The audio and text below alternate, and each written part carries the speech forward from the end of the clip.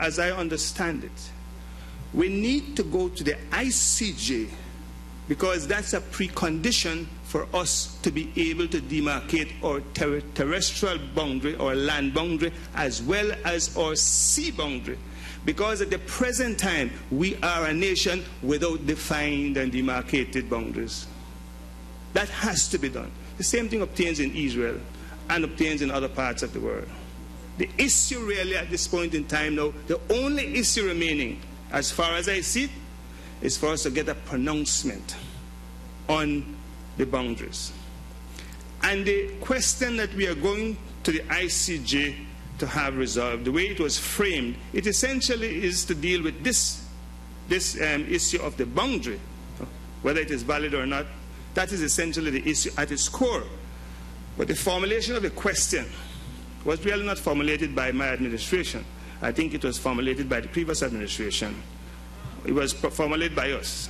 It was formulated by us, but it was formulated by our legal advisors, whom we inherited from the last administration.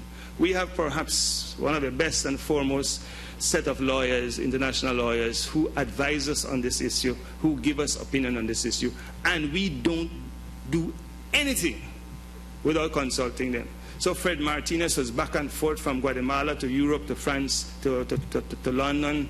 Alexis was there too. Myself, I went to see Sir Eli Hugh Lauterpacht, who was the chief attorney.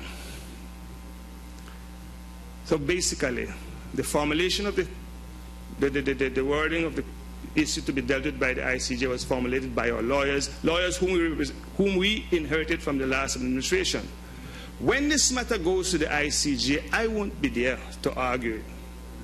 You have expert lawyers, and the truth is that we are using the same team of lawyers. All the administration that have come into being in Belize have used the same team of lawyers.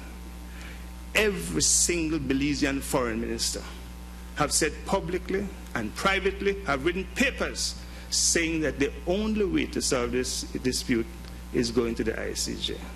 So we don't have an option.